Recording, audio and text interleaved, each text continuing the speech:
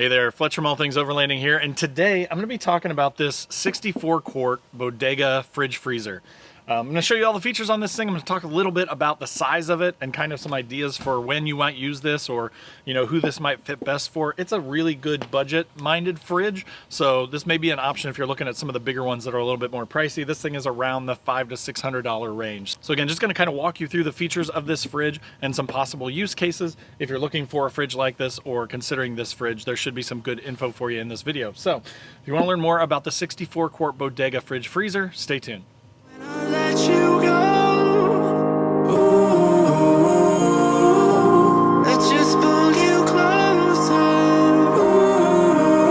Ooh, I can't understand where it came from, but you got it, my got it. It began in the land of the sandstorm. I fought it, though I wanted everything to do with what you gave to me.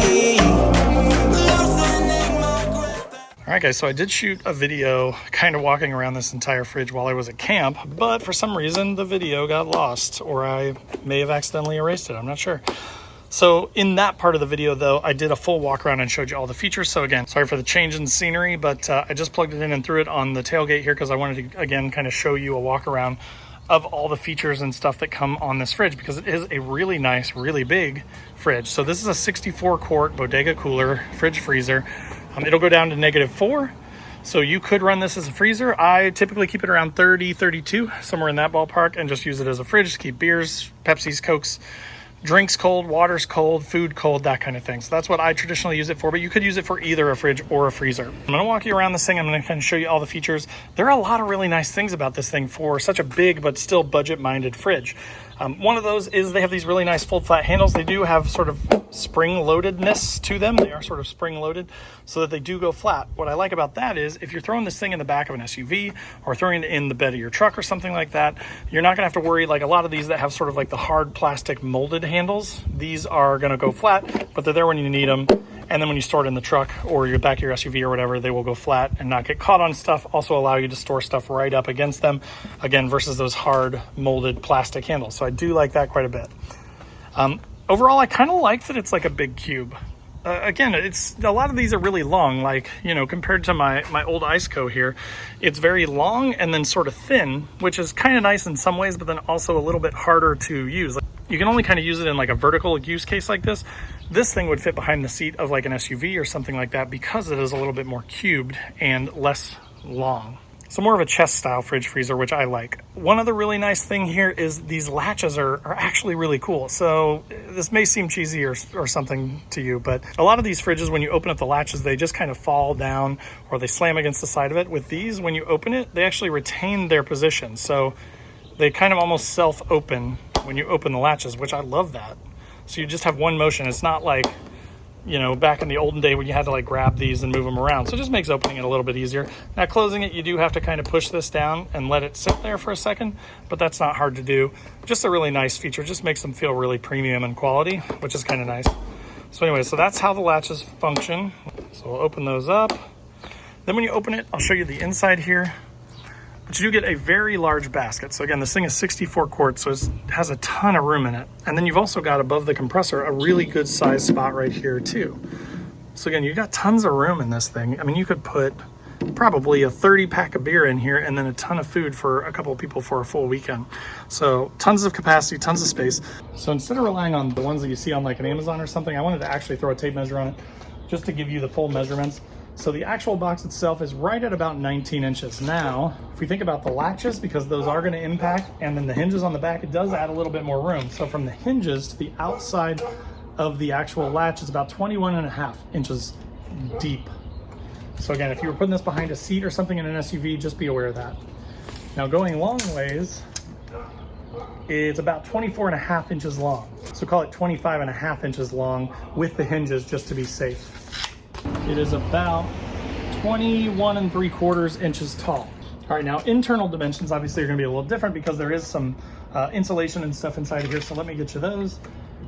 From the inside of the box to the other inside, it's about 14 inches. Then from one end to this end, it is about 19.5 inches deep. it is about 17 inches, just under 17 inches to the lip where this actually closes and sits down. The basket in here is about 13.5 inches by about 11.25 inches. So that's how big the basket is. Then over here on top of the compressor, you know, obviously you've got your slightly over 14 inches front to back. From the wall to the basket, you've got about 7.5 inches. So again, just wanted to give you all those dimensions. Hopefully that is helpful for you. Another thing that I like is when you open it, you'll notice that these things are spring loaded too. So these latches are kind of spring loaded. So especially if you have like kids or something like that, they may have trouble opening this big lid. When you start to push it up, it kind of just self opens itself. So it will actually help, it will assist in opening the fridge for you, which is just a really nice feature.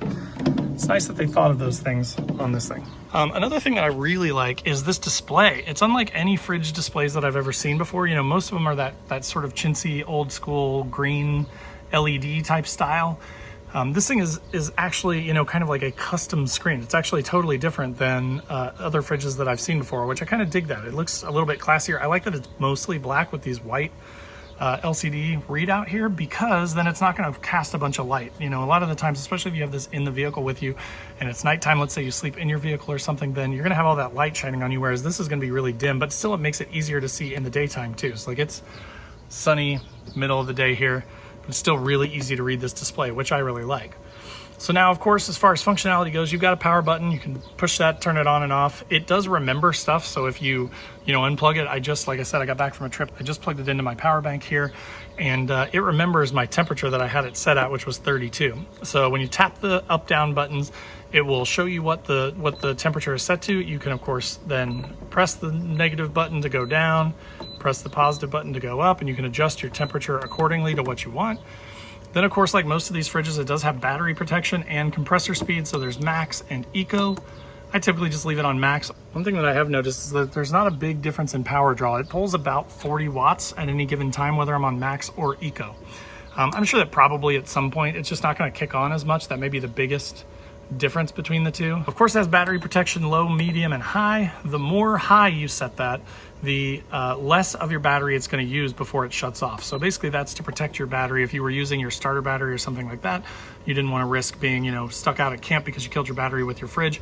The higher you set that, the earlier it's going to shut off. Now, another nice feature that this thing has that I've not seen on a lot of other fridges like this is that you can actually control the light. So when you push this button, it turns on a little light thing on the display here, and then that turns on this light inside the fridge. Now again, in most of these things, it's just if you open the fridge, the light's gonna come on. But again, if you are like at camp and you don't wanna disturb people, you wanna have control over when the light comes on or when it comes off, then you can actually do that with this fridge, which I've never seen on the multiple fridges that I've owned in my life. So that's kind of a cool feature. Again, maybe not a deal breaker or a super amazing thing for you, but kind of a cool feature, and I like that they thought about that and put that in there. All right, guys, so as you saw, that was the Bodega 64 quart fridge freezer. A lot of really nice features. I really like these latches, the fact that they kind of self-clearance themselves out of the way. I like the lift assist on the top of it. The fact that you can turn the light on and off is really, really cool. I've never seen that on a fridge before, so I thought that was pretty neat, especially in a budget-priced fridge like this. So again, hopefully that was good info for you. There will be a link in the description down below, so if you want to pick one up, there'll be a link to it down there. Also in the description will be links to all my other social channels, so wherever you want to come hang out, I'd love to chat with you. Facebook, Instagram, TikTok, LinkedIn, wherever you want to come hang out, I'm there. Also in the description is a link to my website where I've got some funny overlanding camping themed patches and stickers. So if you're into that kind of stuff, looking for stuff to slap on your rig or your fridge, check those out. And then there's also a new thing that I'm trying down below, the join button here on YouTube.